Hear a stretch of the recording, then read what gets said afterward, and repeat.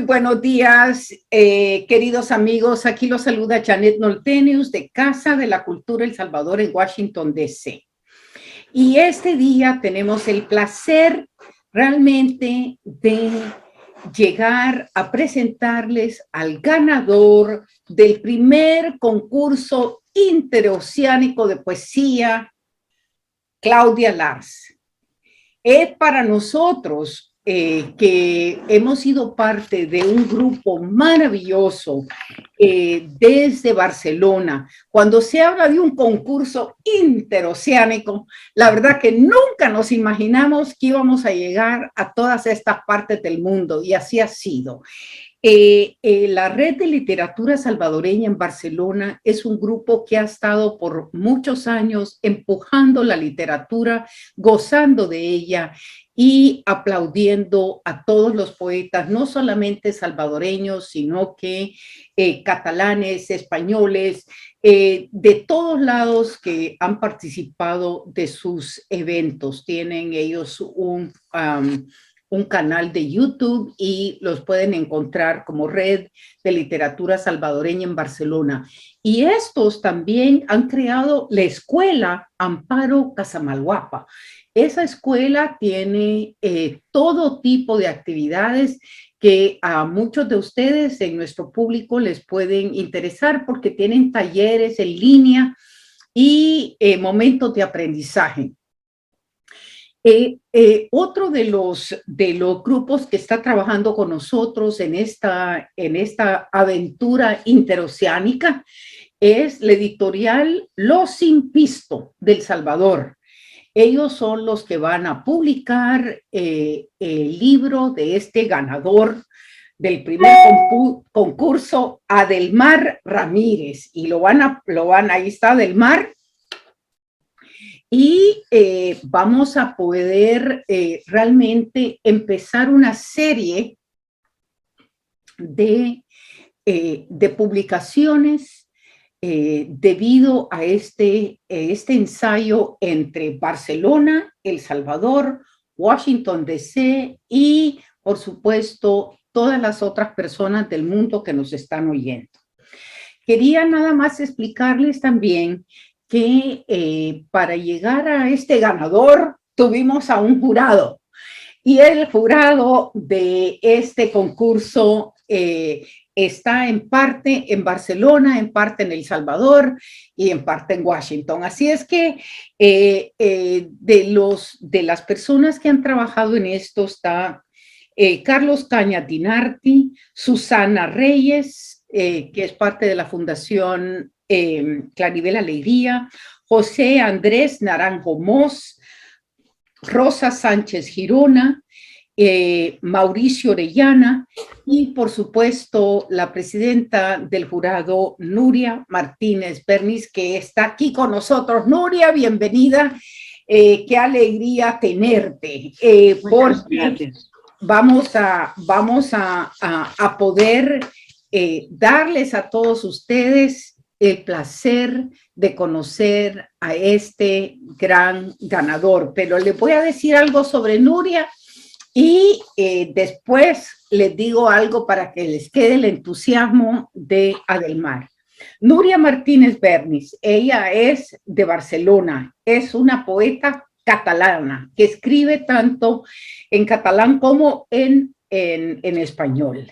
Es más, les quería decir que este concurso de poesía también llamó a los catalanes a escribir, pero no tuvimos suficientes personas que presentaron para poder tener una publicación también en catalán. Porque la idea es que donde estamos los salvadoreños y donde está la diáspora también nos incorporamos en otras lenguas. Entonces, eso es parte del gusto de tener un concurso interoceánico.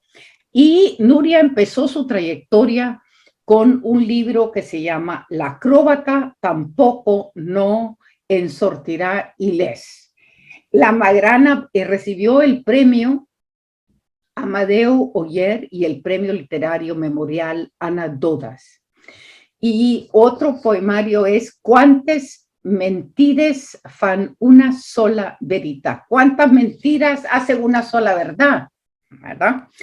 Proa recibió el premio José López Picó y forma parte del grupo Cataclísticas, que experimenta, investiga y mezcla disciplinas artísticas, y del grupo Nicomedes Méndez, de poesía improvisada. Su tercer libro es Deix on Dir, y eso no te puedo traducir porque no lo sé, así que ¿cuál es el título en español, Nuria? Mira, podría ser raro, porque deixondir es una palabra que tendría que ir entera en catalán y quiere decir sanar de una enfermedad, pero también quiere decir despertarse.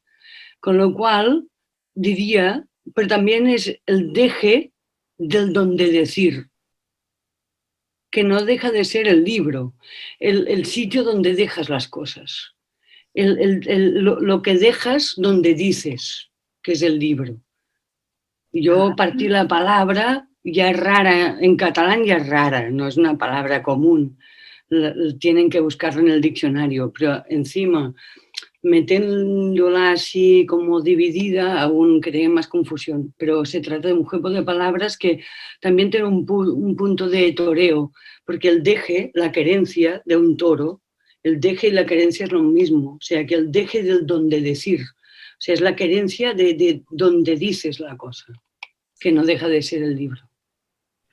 Bueno, allí con esta explicación que nos ha dado Nuria, les puedo decir que van conociendo hasta qué punto ella juega con las palabras, entiende su simbolismo, entiende el juego mismo de la creación de la palabra y la recreación de la palabra. Es parte del gusto de Nuria, es cuando ve cómo una palabra evoluciona, cómo una palabra dice muchas cosas hasta contradictorias. Entonces, y es parte del gozo de la poesía que vamos a hablar ahora.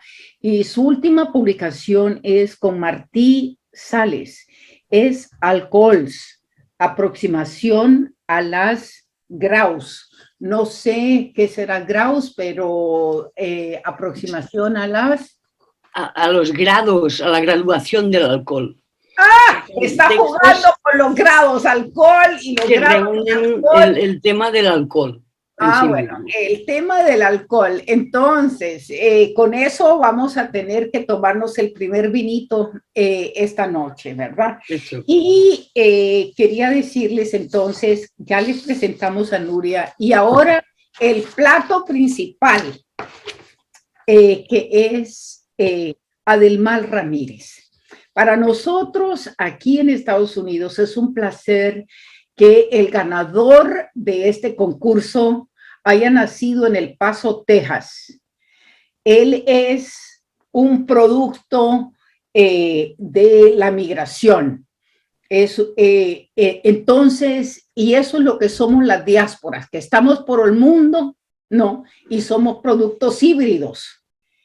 Y estudió psicología y escritura creativa en la Universidad de Texas en El Paso y ha publicado el libro de poesía documental Fuera de temporada en el 2017, y su obra puede encontrarse en la revista Opción, la revista Jimen, La Rabia de Axolotl, Párrafo Magazine, Marcapiel, Digo, Palabra, Texte, revista Albedrío y el Círculo de Poesía.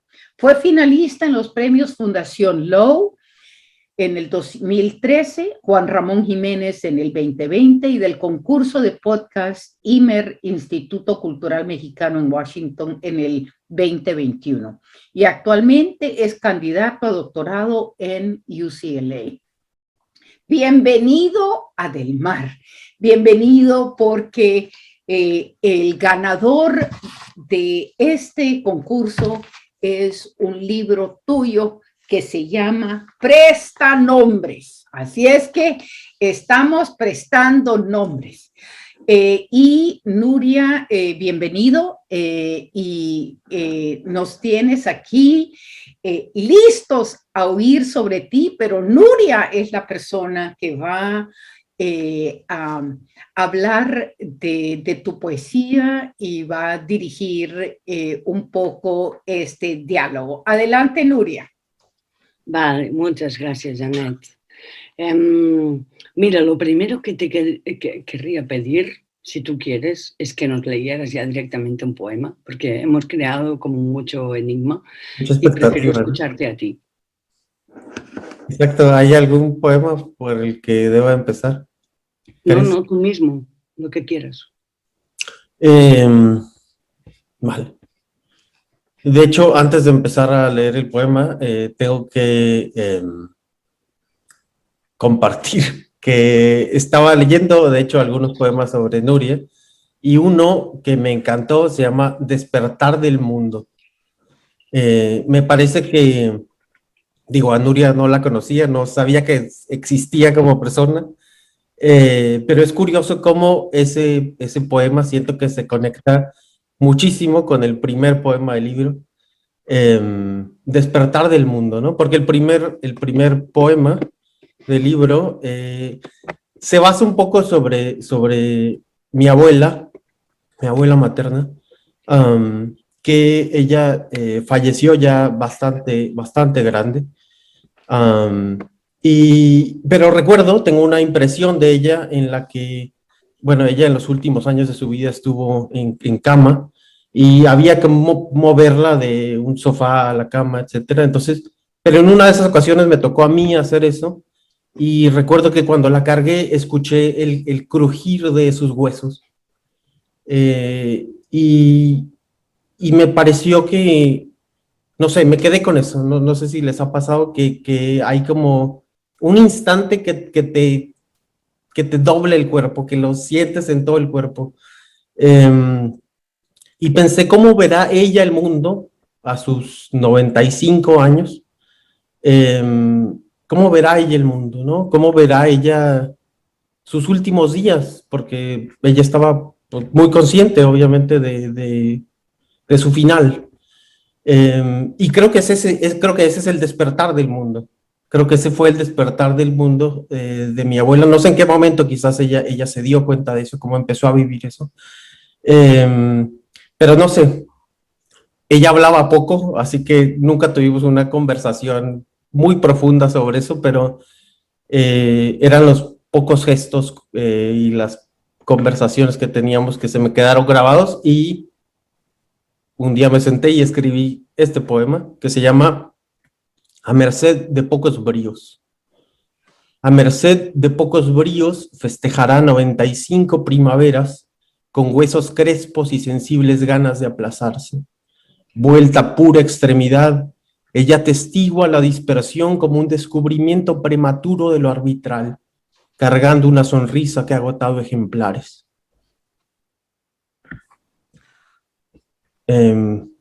Ahorita mencionábamos que Nuria de repente inventa palabras o corta palabras.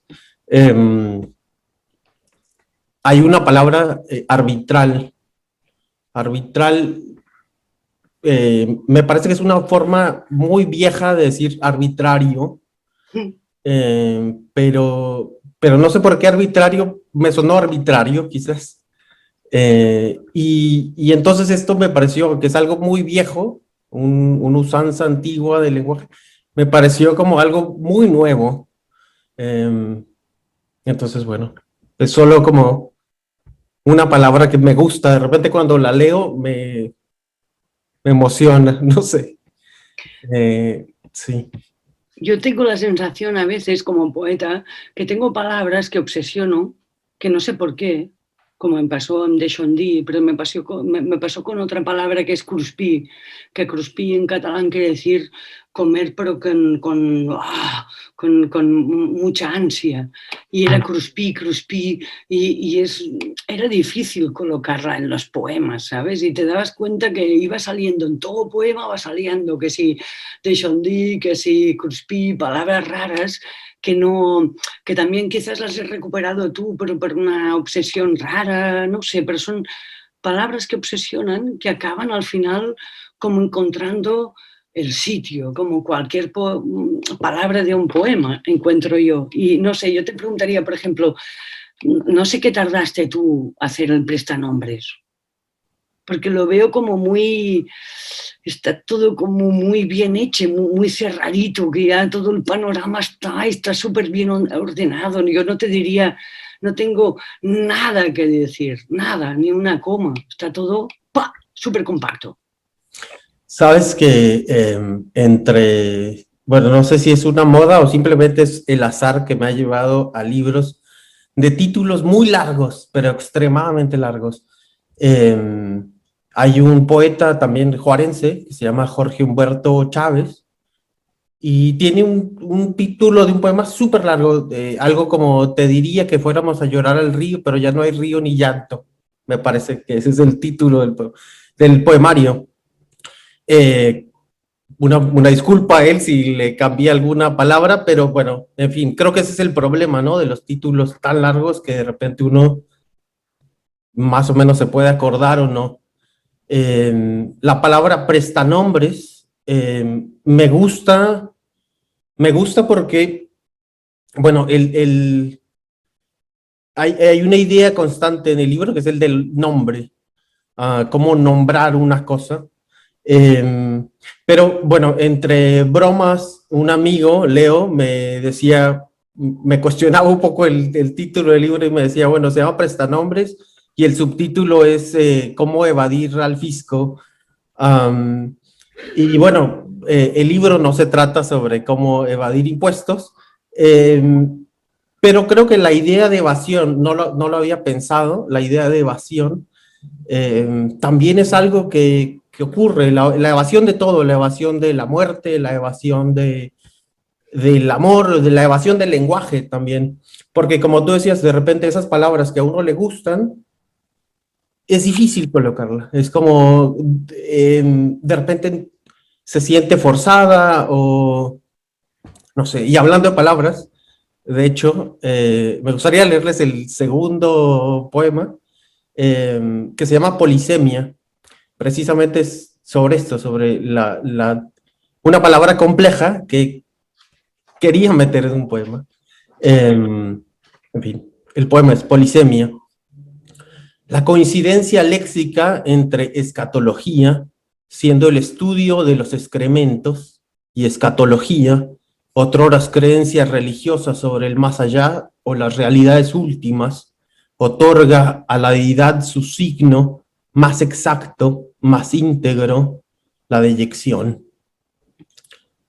Entonces, no sé, esta palabra escatología parece un chiste como en sí misma, ¿no? O sea, que signifique el estudio de los excrementos y el estudio del más allá, el estudio de las deidades. Al parecer, no estoy muy seguro, no soy filólogo, pero al parecer esto se debe a que una de estas palabras proviene del griego y otra del latín. Entonces, pero son la misma palabra que significan cosas bastante distintas.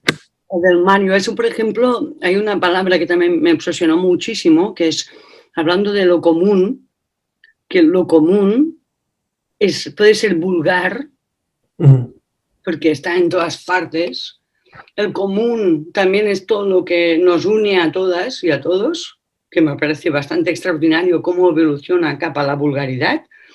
Después hay la Comuna de París, que es su generalidad o su presidencia máxima del país, ¿no? Es su gobierno, que se llama la Comuna. Una historia comunal es que está compartida con varias personas. Una comuna es varias gente que vive junta y que además tienen rollo de hippie y ocupas o historias raras. O sea, imagínate, o sea, una misma palabra, lo bonito que es, todo lo corpóreo que llega a tener para personas que, mira, que nos obsesionamos un poquito con el lenguaje.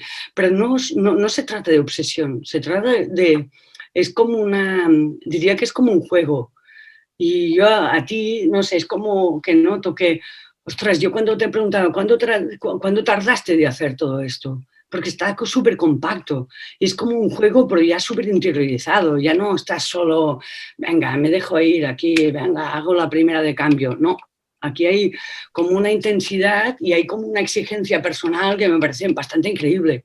Por eso te diría que, joder, 65 páginas compactas no es tan fácil. Yo tengo muchos poemarios y autores que admiro, y autoras sobre todo también, que es por un poema o dos en un poemario. Pero 65 páginas impecables, a mí me dio un poco como de muchas ganas, obviamente, de saber, o sea, qué mundo. Y antes que tú dices el prestanombres, ¿vale? Y te presentaste como un nombre como Olafur Arnalds, ¿de acuerdo? ¿A qué responde? Por ejemplo, que tú, porque había gente que se presentaba con seudónimo, gente que no. ¿Por qué te haces llamar Olafur Arnalds? Bueno, para empezar, que creí que era un requerimiento del concurso presentarse con seudónimo. Así que eso. Olafur Arnalds es un pianista sueco, me parece, que admiro mucho su música. Como que es de las únicas cosas que me relaja. Como siempre estoy tomando café, de repente necesito algo que me relaje, y Olafur Arnalds, si algún día no pueden dormir, se los recomiendo. Así que sí, es eso. Y también, bueno, de hecho, ahora que lo pienso, también hay una especie de prestanombres en ello, ¿no? O sea, me está prestando su nombre para el libro. Pero sí. Qué bueno. Y otra cosa es, pues yo como también he investigado sobre ti un poquito, yo he visto que a ti se te enmarca, por ejemplo, con un concepto que es la poesía documental en México. Y nos podrías explicar, porque aquí en Barcelona no tenemos ni idea. Yo ya pues he leído un poquito de algunos artículos, pero no tengo muy claro. Y tú, si te enmarcas aquí dentro, si era solo, o sea, tu primer libro que estaba más enmarcado en esas circunstancias, que se llamaba, perdona que lo tengo aquí, La Tierra, ¿no?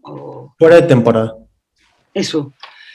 Claro, y entiendo que sí. ¿Cómo te sientes en eso? ¿Es una etiqueta guay o no?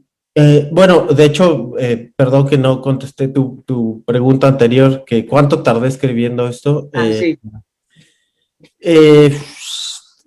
Te diría que 10 años, 10 años más o menos. Pero a la vez sí y no, porque del proyecto que empecé hace como 10 años, creo que queda medio poema.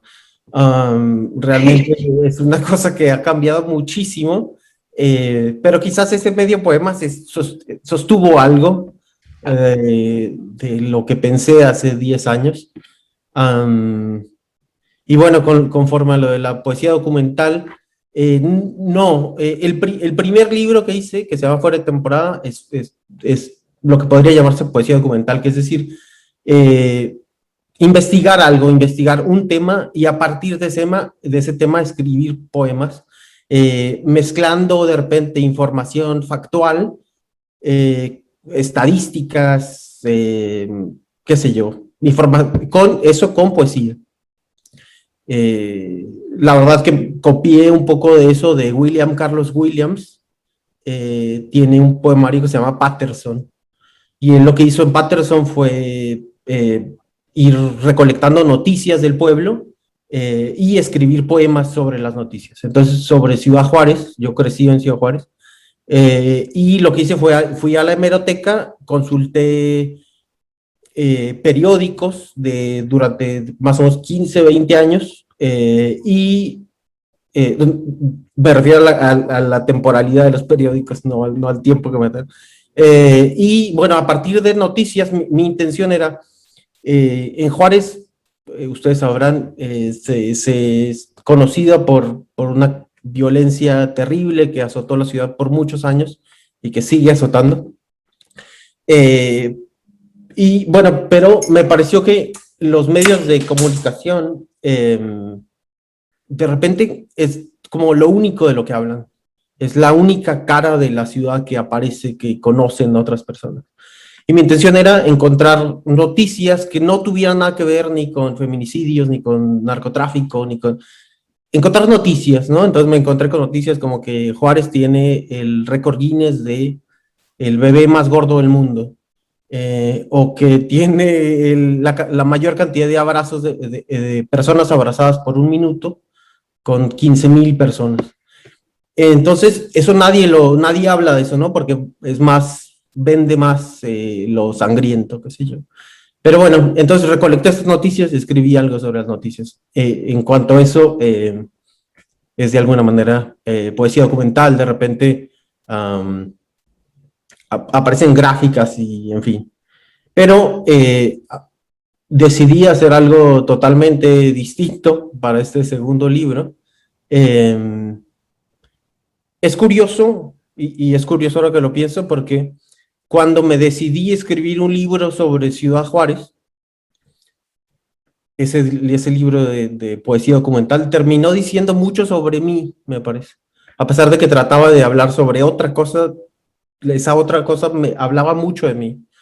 En este segundo libro creo que intenté hablar sobre mí, pero terminé hablando de otra cosa, de otras personas, de otros lugares. Entonces es curioso cómo uno de repente a veces tiene una intención para el libro y termina yéndose para otra parte. Porque una preguntita, a ver, tú cuando te pones a escribir, aparte de tener claro quizás que es tu momento o que ahora te viene bien escribir o que estás así como a tono, digamos, estás a punto, ¿vale? Pero cuando tienes claro lo que harás, te deriva todo a otra cosa, quizás, y después lo vas reconstruyendo porque vas entendiendo lo que has dicho en primer momento. ¿Eres así? Me parece que yo trabajo más con imágenes. Quiero llegar a una imagen. Por una parte, es un conflicto porque quiero llegar a una imagen, pero también quiero que suene de alguna manera el poema. Hoy tenía un colega, por ejemplo, un colega poeta también, y le enseñaba un momento pues tu librote, porque teníamos que hacer esta intervención y todo. Y tenía ganas de saber qué pensaba, ¿no? Porque cuando una es muy única, no sabe si es únicamente su mundo o qué piensa el otro, ¿no? Y cuando le he preguntado, oye, pero tú, dime alguna conclusión, y me ha dicho, es exactamente la idea en verso. Oh, wow. Que me ha encantado porque yo siempre pensaba que tenías unos finales ¡buah!, extraordinarios. Muchas veces dicen que un poeta, joder, cuando empieza a escribir el primer verso hay que eliminarlo porque es el que te permite para arrancar, y el último verso, el que quiere es acabar la cosa, ya había acabado anteriormente y si lo recortas aún mejor, ¿vale? Con lo cual la inspiración divina quizás no existe, porque el primer verso lo tienes que recortar porque es lo que te da el arranque, pero es lo que no existe.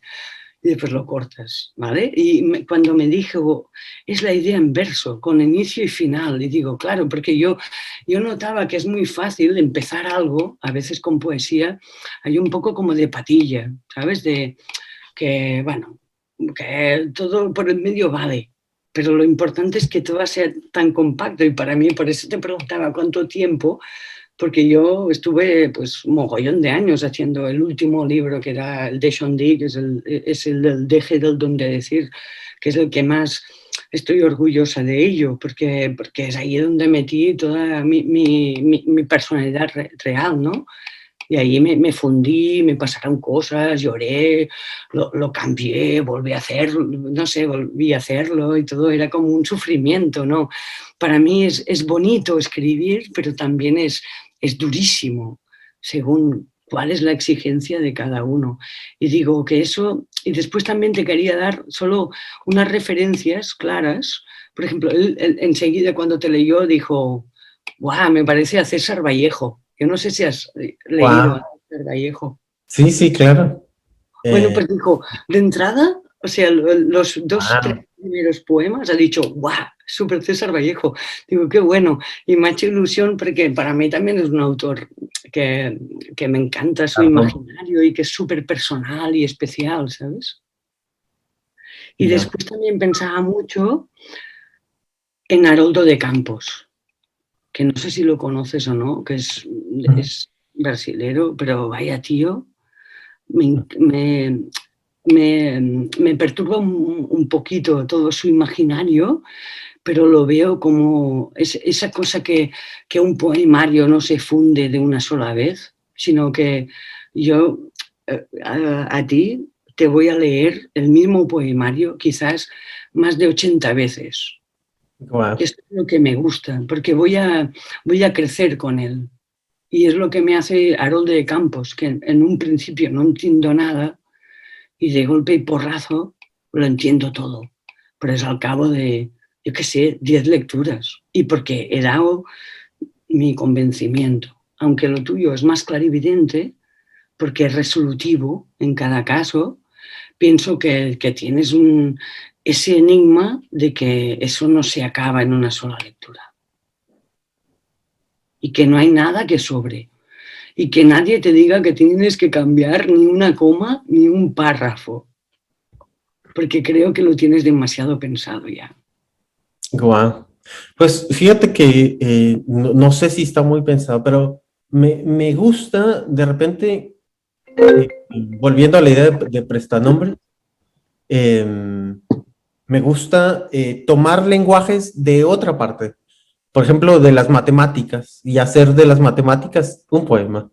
Y bueno, este de hecho se llama Matemáticas Aplicadas. Y dice, en un extremo de la estación, el tren sale en punto. Por la ventana, una niña aprende a pastorear ganado imaginario en silencio. Tiene el juego y le faltan reglas. El tren B da marcha atrás. Asido a tiempos amenazantes, su padre cuenta la vida como una serie de albazos, interrumpidos por una niñez satelital que ha roto el alba de los durmientes. Sin números precisos, ambos trenes habrán de coincidir para su mala fortuna, donde los rieles aventajan al cañón. Y bueno, ya que traigo abuelito, me gustaría leerles el poema que le da el título al libro, Prestanombres. Prestanombres. Es la historia sucinta del vitral, la versión anticuada de sus cuarteaduras. En su florido reflejo cabe un hombre, y en el reflejo contuso de aquel pende la teoría cuantitativa de las toallas. Soñaba con baños eficientes, ser capaz de secarse con una sola servilleta, de revertir su cuerpo y demostrar todas las hormigas del mundo pesan lo mismo que todos los humanos, obteniendo la membresía al club de los pesos estadísticos. Pretendía resumir un hormiguero, economizar huecos aciculares, quizás para tener una referencia, un formato del vacío, como quien avalea su memoria mediante espacios en blanco, alquilando un hombre a una causa perdida. Muy, muy bueno. Muy, muy bueno. Hay una cosa que me encanta y es que el modo como cortas los versos, para mí lo veo, es una cosa que aprendí con un poeta catalán que se llama Joan Vinyoli, que wow, es cuando aprendí que podíamos cortar los versos cuando queríamos y es cuando los actores hacen el ridículo cuando leen poesía, porque no entienden el poema. Y me encanta la idea de cuando cortas y es como el deseo de cortar por donde cortas y no por otra parte. Para mí es bonito cómo queda siempre súper encajado cada corte y el enigma que me provoca también cada corte de verso. Y después yo te diría, ¿puedo leerte el acto de desaparición, que es el siguiente? Y ya está, y así lo leo yo como con mi idioma así castellano, catalán, bueno, súper catalanizado, ¿de acuerdo? Con mi... Adelante. Perquè m'encanta el que fas. Diu així. Acto de desaparición. Paso los días cumpliéndole caprichos a un corazón de confituras que desea adelantarse al envasado. Heme aquí, recipiente maltrecho, deveniendo conserva. Era preciso aprender el arte de coincidir en una caja y ahuecar la voluntad de cuando en cuando, a diferencia de paloma ensortijada entre los resortes de un truco longevo. Y bueno, he escogido este porque me da igual, todos me gustan mucho, pero que si alguien viera cómo está dividido este poema, creo que hay muchísimas formas de leerlo y es súper bonito donde quieres encajar la forma de decirlo, pero que hay mucha forma también de decir los poemas y que muchas gracias. Así va. No, pues no, gracias, casi me sacas una lágrima, no sé si se ve no sé, es como, tiene una fuerza, nunca la había escuchado para empezar en voz de alguien más y me pegó increíblemente. Fíjate que con este poema es gracioso que lo trabajé hace mucho tiempo en una clase de escritura creativa, en un como taller, y alguien me dijo, no puedes utilizar líneas de una palabra. Y bueno, en este poema hay como 4, pues no, hay dos líneas de una palabra. Y no sé, a mí me gustaba cómo se ve con esas 2 líneas tan cortas, ¿no? Creo que en ningún otro lado del libro hay líneas de una palabra, excepto en ese que leíste, pero no sé, me gusta de repente transgredir eso, que alguien me diga, no puedes hacer esto, prefiero hacerlo y arriesgarme y ver qué pasa, ¿no? Es que, ¿sabes qué? Para mí, leer tus poemas es como ver un cuadro abstracto de muchas líneas, de muchos triángulos, de muchas aristas, de muchos soles. Tu poesía para mí es una poesía moderna. Así es como lo veo, como rompes con tantos esquemas, no solamente musicales, sino que, como tú dices, lineares, y no dejas con ese cuadro multiplicidad de imágenes, ¿no? En esos trenes, nos llevas en esos 2 trenes de 2 vidas que se juntan, se bifurcan, se vuelven a juntar, que van a otros lugares, que no van a sí mismos y que están en sí mismos. Es decir, todo eso con un poema. Entonces, para mí, tu poesía es moderna. Es como el arte abstracto. Así lo siento. Y con relación a lo que dice Nuria, que cierras, sabes cómo cerrar. Hay un poema que me encantaría que leyeras, porque no creo que lo puedo leer yo, que me gusta mucho en ese juego, ¿verdad? El filo de la lluvia, si lo puedes leer. Claro. Un segundo.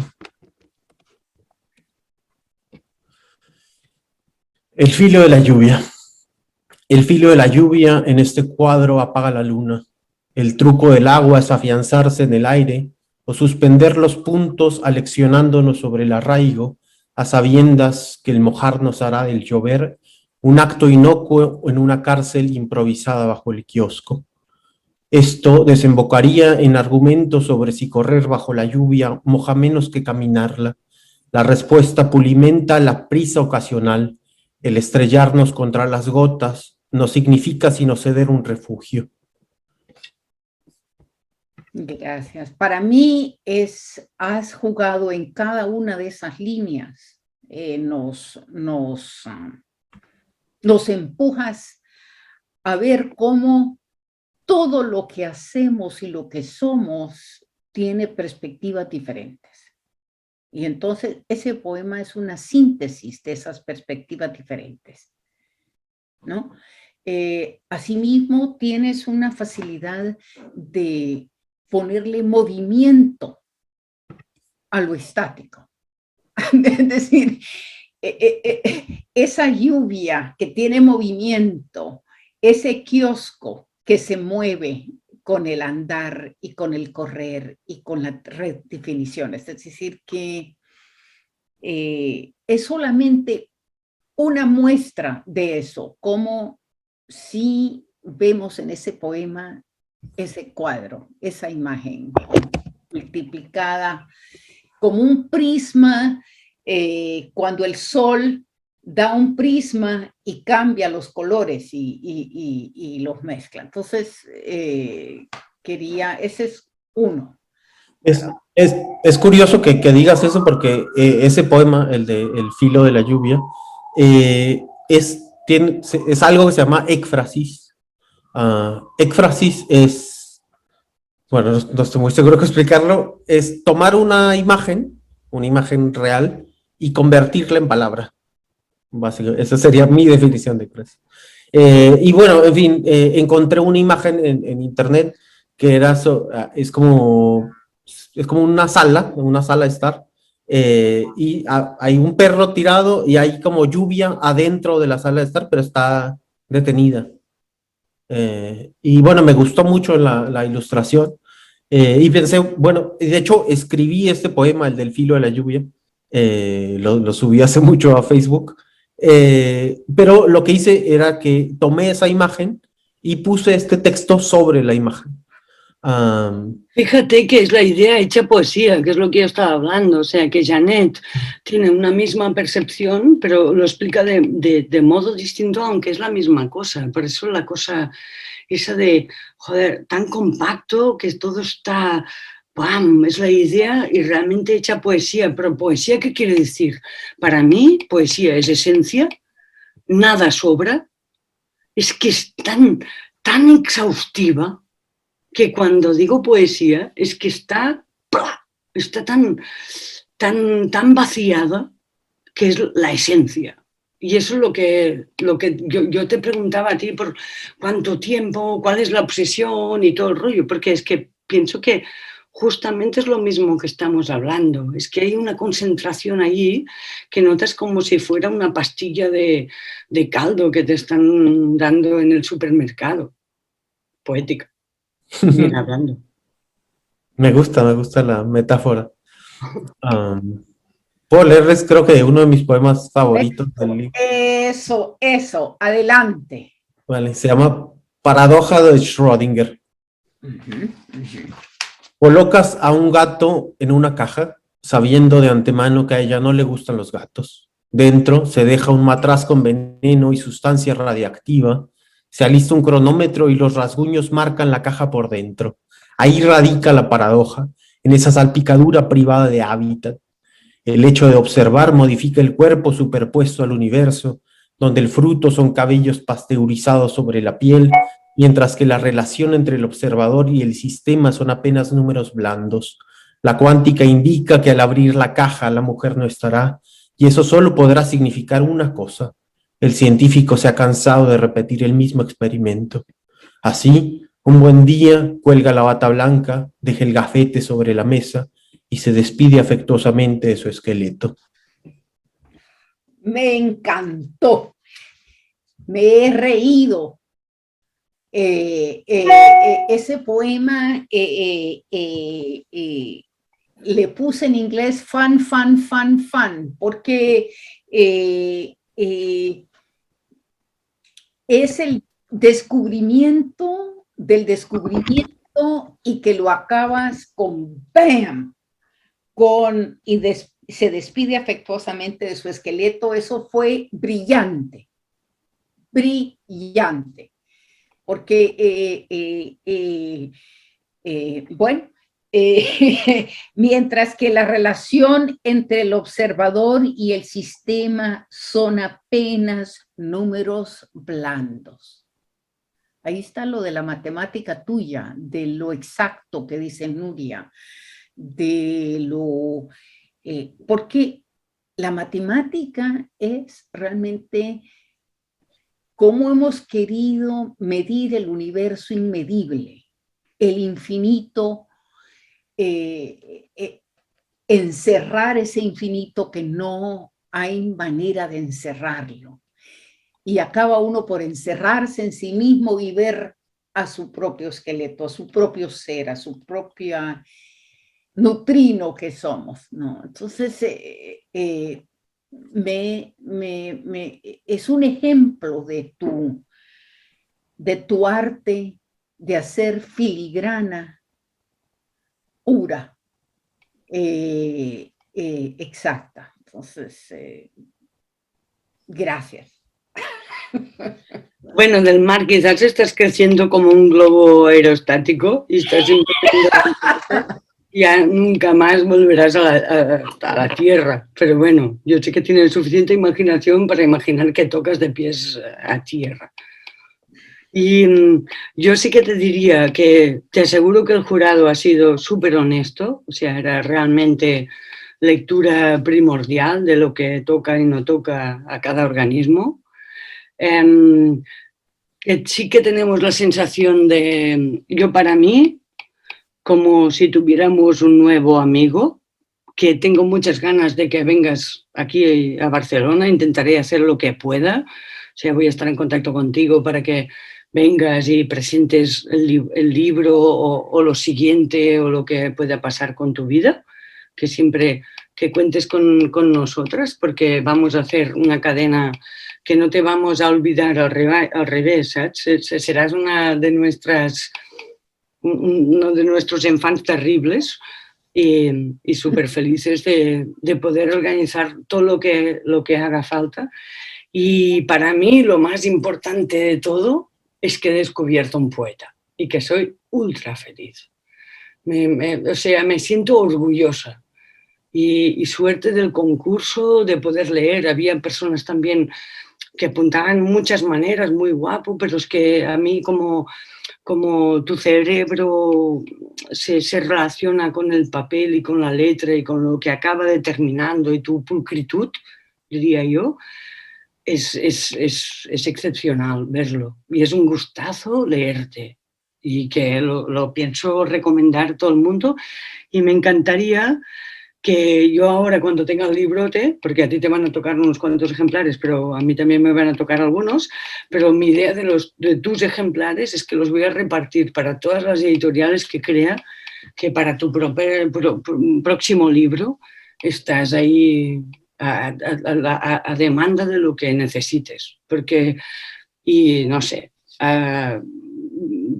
al Festival de Poesía de Barcelona de este año que viene, no, pero el siguiente sí, porque ya está medio programado el de este año, que es para julio o algo así, pero de cara al año que viene, nos proponemos y que sea la conjuntividad tanto del premio Lars, ¿sabes? Que se inmiscuye y que quizás pues tenemos el siguiente ganador del siguiente año, pero que si es con este orgullo de poesía, yo me voy medio mundo con ustedes.